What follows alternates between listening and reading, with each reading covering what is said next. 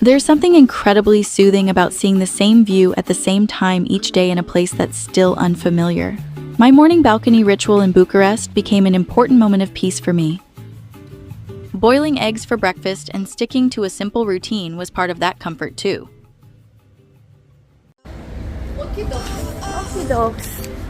Okie dokes. That little signal that connected Simona and me, despite our different routines and backgrounds. We start our days differently, we grew up in different worlds, but noticing those differences is often the first step toward understanding. Today, I'm cooking a Korean-style dinner. Simona and I followed the map to what we thought was an Asian grocery store, but it turned out to be a huge Chinese general store instead. Simona has a knack for unexpectedly discovering great spots in the neighborhood. When you're living with a traveler, everyday life starts to feel a bit like a journey too. And that's how differences slowly melt away.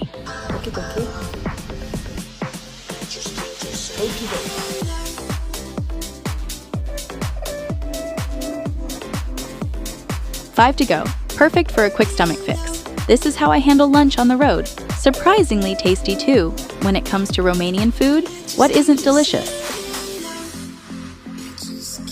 At last, we found an Asian grocery store. I'm making kimchi fried rice and kimchi dumplings for dinner. Funny thing is, when I first tasted sarmale, it reminded me of kimchi dumplings. They're not the same, but there's something shared in the flavor. I wanted to connect our differences through food.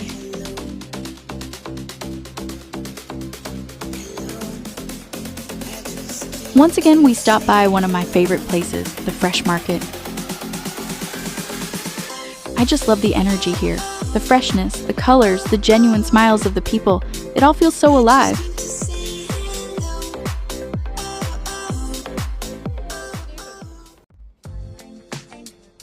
It was the sunniest day since I arrived in Romania. I soaked up all the sunshine I love and then came back just in time to link Simona's lunch with my little snack break. I spent the afternoon getting some work done, snacking on a Romanian treat that looks like Korean walnut cakes, but tastes totally different. And just like that, the day flowed into evening.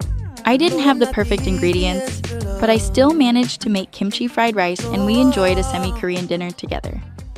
Now it's time for a little time travel into Simona's childhood. You know, that classic rite of passage when you visit a friend's house and get a peek into their early years?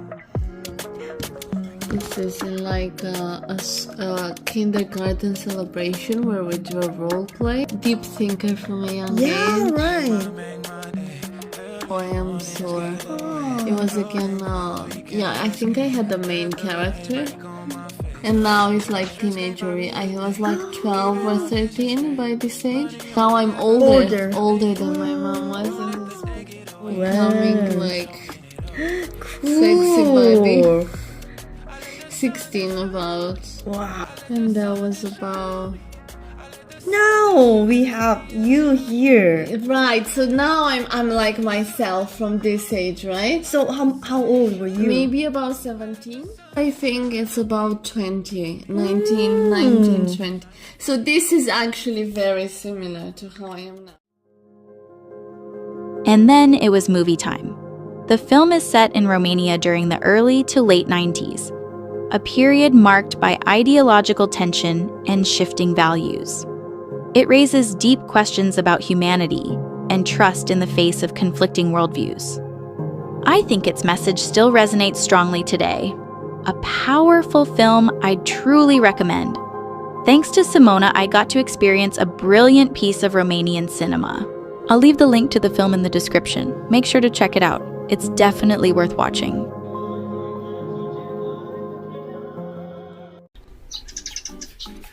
Like always, I started the day with my balcony ritual and slipped into my usual rhythm of work. I truly had no idea such a heartwarming lunch was waiting for me. Simona's parents brought over a homemade Romanian meal, traditional dishes they had prepared themselves just to feed me. It was incredibly touching. It just hit me all at once. I started crying like a child. I didn't even see it coming. Oh, thank you so much. Thank you so much, Mom. Dad, thank you so much. It was a moment of such deep, overwhelming emotion. I was crying uncontrollably, and Simona's mother had tears in her eyes too. That powerful feeling, we shared it in a way that went beyond words. It was real, raw, and deeply human. You remember Simona, the dancing queen with rhythm in her soul? Now I know where she gets it from. Her parents trying so gently to calm my tears, their kindness touched me in a way I'll always remember. With my heart full and warm, I stepped out one last time to capture the streets of Bucharest.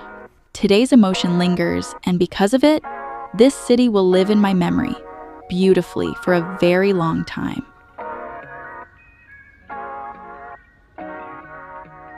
Near the library that had quickly become one of my favorite spots, I sat down for a coffee and fully embraced the gentle rhythm of Bucharest.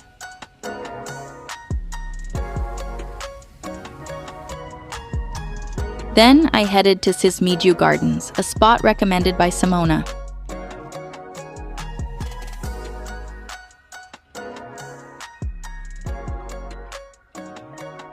On a quiet weekday afternoon, the peaceful scenes of Bucharest's residents enjoying their leisure felt like a beautiful painting.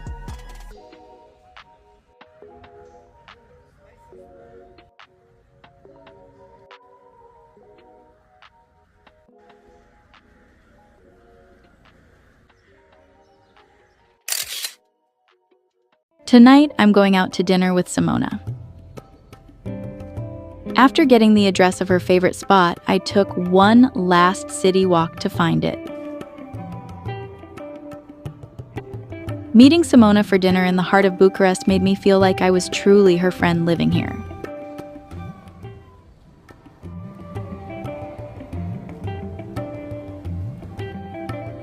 During the hour-long walk, I took in every charming corner of the city. As a visitor, the scenes felt so romantic. I hope that the people living here see the same beauty in their everyday lives.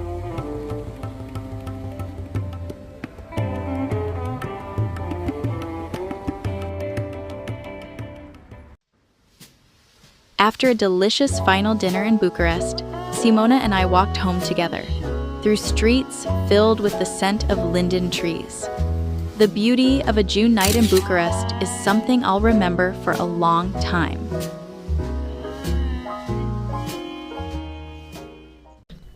On my last day in Bucharest, I had one final balcony ritual.